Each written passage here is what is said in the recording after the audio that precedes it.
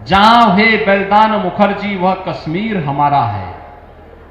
हर भारतीय जनसंघ का, हर भारतीय जनता पार्टी का कार्यकर्ता अपने संस्थापकों के द्वारा दे गए उस मंत्र को लेकर के, जो डॉक्टर श्यामा प्रसाद मुखर्जी ने 1952 में जो मंत्र देश को दिया था, पंडित दीनदयाल उपाध्याय जी ने जो हुंकार उस समय भरी थी,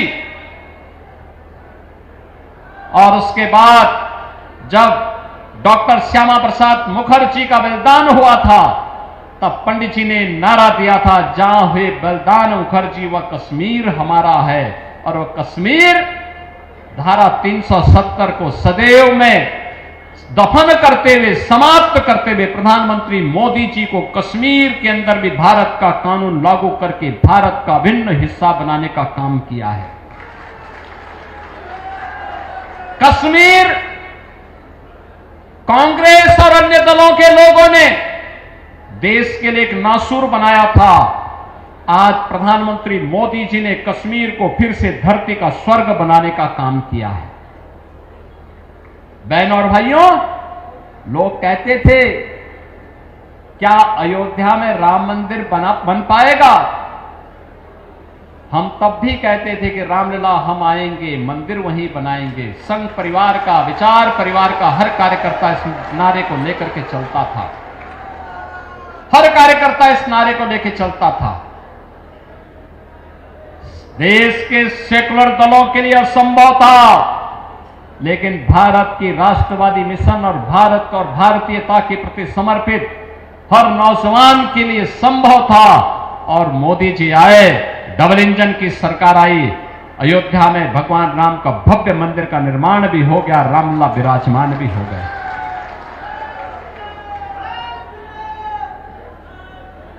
जो उनके लिए संभव था, वह मोदी जी के नेतृत्व में पंडित दीनदयाल उपाध्याय जी की दृष्टि ने उसे संभव बना करके भारत को भारतीय दृष्टि के साथ जोड़ने का काम किया है। बहनों और भाइयों, आज जब इस स्मृति महोत्सव के साथ जुड़ने का सौभाग्य मुझे प्राप्त हो रहा है,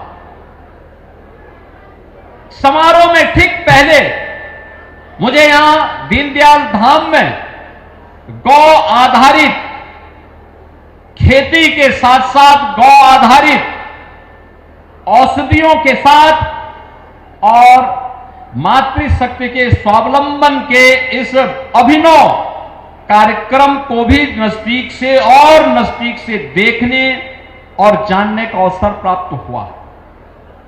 याद करिए, यही तो कहा था पंडित दीनदयाल उपाध्याय जी ने कि भारत की अर्थनीति का आधार स्वदेशी मॉडल होना चाहिए, स्वदेशी मॉडल होना चाहिए।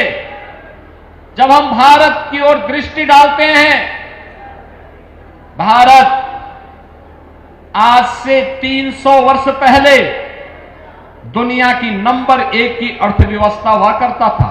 नंबर 1 की अर्थव्यवस्था भारत हुआ करता था दुनिया के अंदर। दुनिया की जीडीपी में, ग्लोबल जीडीपी में भारत का हिस्सा 25% से अधिक हुआ करता था। 25% से अधिक भारत का हिस्सा हुआ करता था। लेकिन सन 1800 आते आते भारतीयों का जो शोषण हुआ, भारतीय उद्योग धंधों को नष्ट किया गया, भारत की कृषि को विदेशी यंत्रों के भरोसे छोड़ दिया गया। धीरे धीरे करके ऐसी स्थिति पैदा होती गई, 1800 आते आते हमारे उद्योग धंधे बंद होते गए।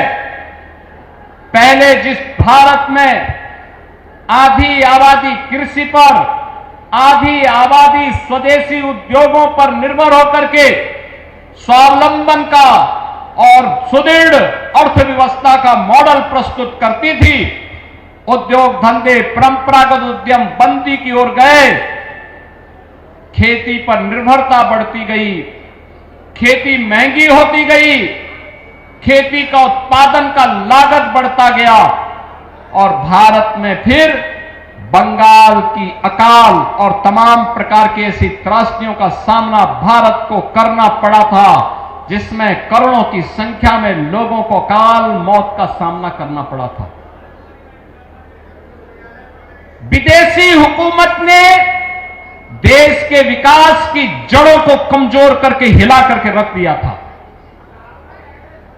जब ये देश आजाद होता है तो जिस 300 वर्ष पहले जिस भारत का दुनिया के विकास में, दुनिया की अर्थव्यवस्था में 25% शेयर हुआ करता था, वही भारत धीरे धीरे करके कम होता गया उसका शेयर, और आजाद होते समय 1947 में भारत का हिस्सेदारी केवल 4% रह गई।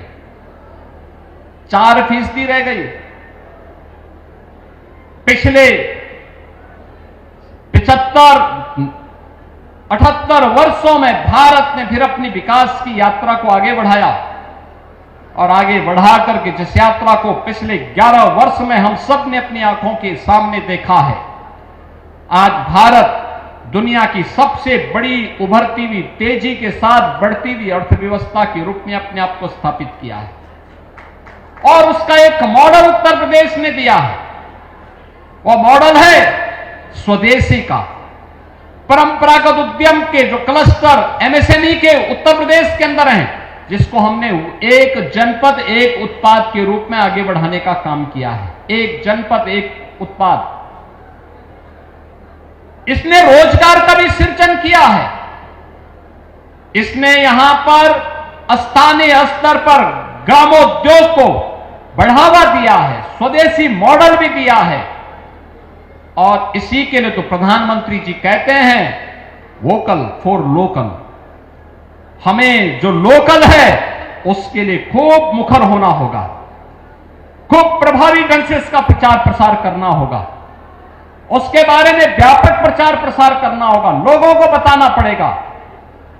और उसको बताने के लिए इससे अच्छा अवसर नहीं हो सकता कि 4 दिवसीय स्मृति महोत्सव के अवसर पर इस स्वदेशी मॉडल के स्टॉल लगे हुए हैं। प्रत्येक क्षेत्र में हमारी प्रगति क्या है उसके एक मॉडल के स्टॉल भी यहां पर लग करके यह नए भारत के लिए एक नई प्रेरणा पंडित दीनदयाल उपाध्याय जी की दृष्टि से आगे बढ़ाने का काम हो रहा है। बहनों और भाइयों, उत्तर प्रदेश यह प्रदेश जब यह देश आजाद हुआ था, देश का सबसे संपन्न राज्यों में गिना जाता था। देश की अर्थव्यवस्था में उत्तर प्रदेश का शेयर 14% हुआ करता था, लेकिन यह घटता गया, धीरे धीरे करके घटता गया। उत्तर प्रदेश जो नंबर 1 की अर्थव्यवस्था 1947 से 1960 के बीच था, हम लोग जब 17 में आए तब उत्तर प्रदेश देश की 7वीं 8वीं अर्थव्यवस्था रह गया था। और पिछले 8 वर्ष के अंदर प्रधानमंत्री मोदी जी के मार्गदर्शन में जो एक नए सिरे से कार्य होना प्रारंभ हुआ है, आज उसका परिणाम है कि उत्तर प्रदेश के अंदर इन 8 वर्षों में हम उत्तर प्रदेश को फिर से देश की नंबर 2 की अर्थव्यवस्था बनाने में सफल हुए हैं। ये नंबर 2 की अर्थव्यवस्था बनाने का जो योगदान है, इसमें जो महत्वपूर्ण भूमिका का निर्वहन जिन कार्यों से हुआ है, उनमें से एक है 1 डिस्ट्रिक्ट 1 प्रोडक्ट की योजना, 1 डिस्ट्रिक्ट 1 प्रोडक्ट की स्कीम, यानी जिसके एक जनपद एक उत्पाद का ये एक स्वदेशी मॉडल है। हमारा हस्तशिल्पी, हमारा कारीगर जो भी उत्पाद बनाता है, अगर हम उसको खरीदते हैं, उसके लिए बाजार उपलब्ध करवाते हैं, तो हमारा पैसा हमारे हस्तशिल्पी और कारीगरों के जेब में जाएगा, वह देश के विकास में लगेगा। अगर हम विदेशी वस्तु खरीदते हैं उसका मुनाफा विदेशों में जाएगा और फिर वही मुनाफा भारत के अंदर आकर के आतंकवाद के खिलाफ, उग्रवाद के खिलाफ, आतंकवाद के खिलाफ इस्तेमाल हो सकता है। इसीलिए कहा जा रहा है कि स्वदेशी वस्तुओं को हमें खरीदना चाहिए। उसको हम खरीदेंगे, हमारा पैसा हमारे देश में हमारे ही हस्तशिल्पी और कारीगरों की खुशहाली का आधार बनेगा और खुशहाली का आधार बनकर के भारत को समृद्ध और सशक्त बनाने में योगदान देगा। लेकिन अगर हमारा पैसा विदेशी कमा करके, मुनाफा कमा के लेता है, तो मान करके चलिए कि हमारे पैसे का इस्तेमाल हमारे खिलाफ साजिश रचने के लिए, कहीं आतंकवाद में, कहीं नक्सलवाद में, कहीं उग्रवाद में इस पैसे का दुरुपयोग होगा और फिर भारत को कमजोर करने की वे सभी षड्यंत्र इसके माध्यम से होंगे। और इसी के लिए आज हम सब आपसे कहने के लिए भी आए हैं। पर्व और त्योहार आने वाले हैं। 4 दिनों तक स्मृति महोत्सव चलेगा और 4 दिनों के बाद 5वें दिन यानी 22 सितंबर शारदीय नवरात्रि का पहला दिन होगा और शारदीय नवरात्रि की प्रथम तिथि से लेकर के 9वीं तक जगत जननी मां भगवती के अनुष्ठान की नवरात्रि के आयोजन और नवरात्रि के बाद फिर विजयादशमी, ये क्रम चलेगा, ये क्रम चलेगा। और इस क्रम के साथ जुड़ते हुए विजयादशमी के अवसर पर, दीपावली के अवसर पर, नवरात्रि के अवसर पर हर भारतीय और हर सनातन धर्मावलंबी अपने किसी भी मेहमान के साथ, किसी भी अतिथि के साथ जुड़ता है तो गिफ्ट स्वरूप कुछ देना चाहता है, तो हमारा प्रयास होना चाहिए कि हम स्वदेशी वस्तु को ही उन्हें गिफ्ट के रूप में प्रदान करें।